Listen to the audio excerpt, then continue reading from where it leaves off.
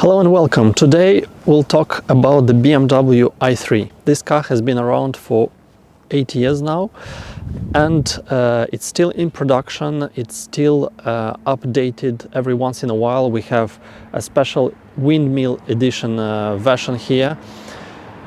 Let's see whether it's any good and how it was able to cope with all these years, being one of the first comers in the EV world. Now, the first thing that is worthwhile looking at is the suicide back doors. It looks really cool. In real life, it is not as practical as you would expect it to be, because you need to open the front door, without which you cannot do anything. So I cannot close it. You need to do it in a specific order. And if the car is parked close to another one, usually you lack space, because if you have a kid that needs to come out, you need to manage all this space. So the kid needs to come here, then you have to close it, then move all your stuff in here and the kid as well, and then close it.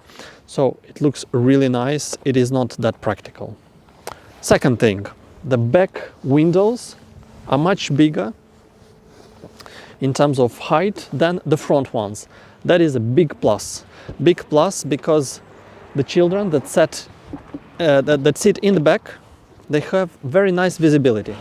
Now, space inside. I'll jump inside, and in fact I have a lot of space here. This thing is massive in front, so you have this feeling that you can put a lot of things on the dash. You have a lot of air, so very nice feeling that you have in terms of space. You have a lot of buttons, physical buttons. Okay, let's jump inside. I'll get in the driver's seat and I have a lot of space. This thing looks really spacious. You have a lot of physical buttons, which is great, because if we're used to all those cars in the 90s, early 2000s and so on, we're used to buttons, and here definitely you have the same BMW sort of layout in terms of buttons. What is really nice is that you have this space right here, so you can put, for example, a handbag, you can put some stuff here, quite convenient. And again, this contributes to this feeling of having a lot of space in here. The materials are very interesting and I like them. You have a lot of recycled materials on the doors, so the door panels, on the dash. It looks very modern, so very, very nice. I will sit in the back seat like this, and I am sitting behind myself. I do not have a lot of headroom, but I'm quite comfortably seated in the back in terms of knee room and overall space. It is a four-seater, so I cannot sit here in the middle. I have two cup holders, but other than that, not a lot of space. I'll close the door to show you what it looks like. The windows in the back are nice and big, as you can see, so a lot of space here, and it looks more than acceptable for such a small city car. Let's see the front trunk. I'll open it up.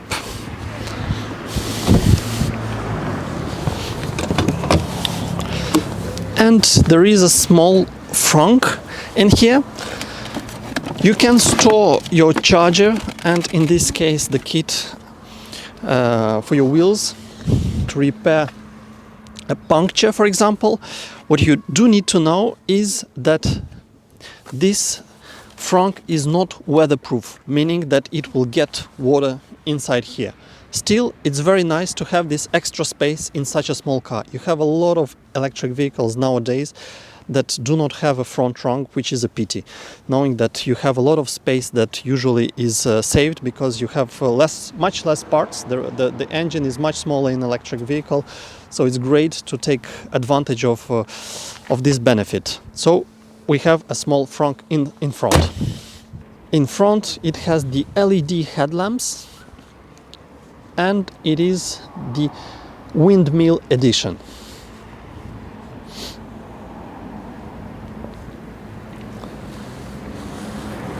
black roof, panoramic roof as well.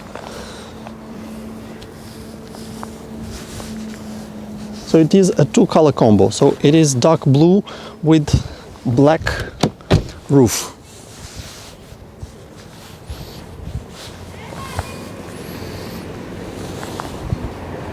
One of the things this car is still desirable today is the materials it is made of.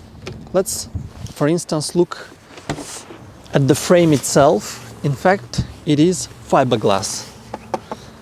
It's really as you would get in a supercar. It is very stiff, rigid, yet very, very light. If we look at the door panels, as well as the front dash, we have this recycled material. Yet again, it is quite nice to look at, and it is extremely light. You do have a combination of various materials, so fabric in here with this recycled material and some faux leather. Charging. Type 2 connector. Quite usual for European cars. It will charge up to 70 kilowatts or as an option up to 11 kilowatts in terms of AC, so domestic charging.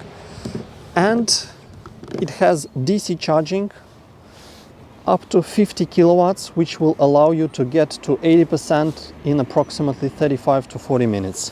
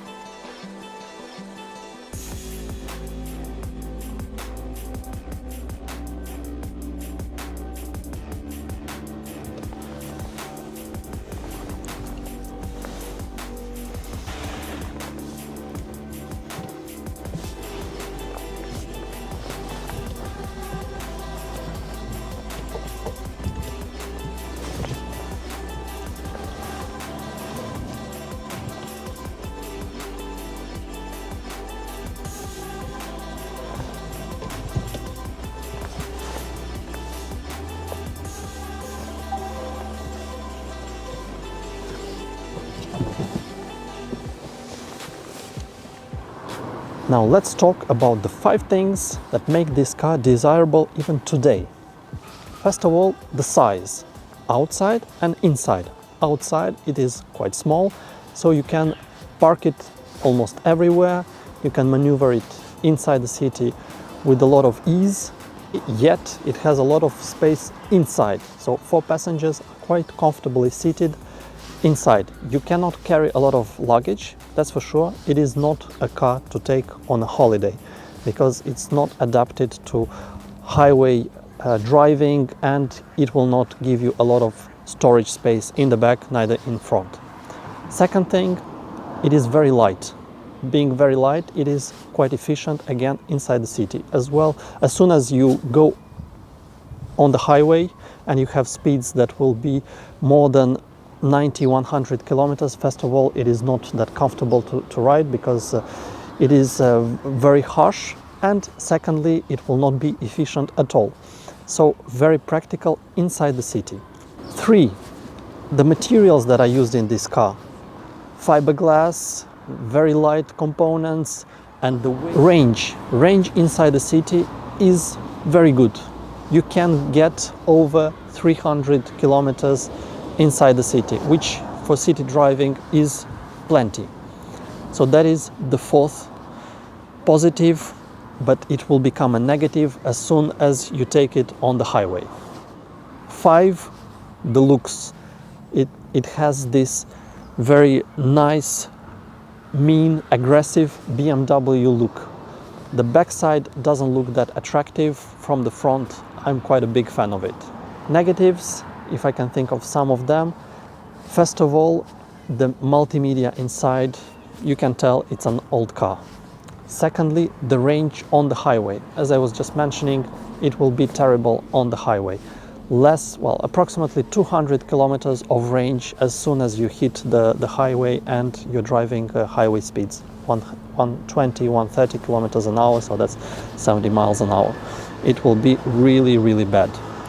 Third thing, it used to have a range extender. It doesn't have it anymore here in Europe, and I think it is a pity, because in the vast majority of cases you do not use it. You have this peace of mind that should you need to drive somewhere far, you can do it.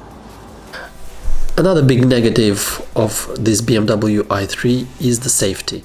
Remember, this car was designed quite a while ago and it got only 4 stars in terms of Euro NCAP safety ratings, which by today's standard is quite poor. Let's admit it, it's not something that you would want to live with every day.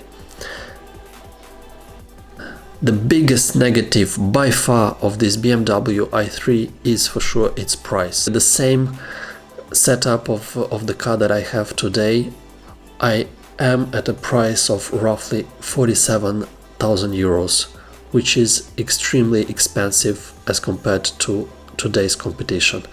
So this car, even if it is quite nice to drive, even if it's a BMW, it's a relatively old car with a small battery pack, with a limited range.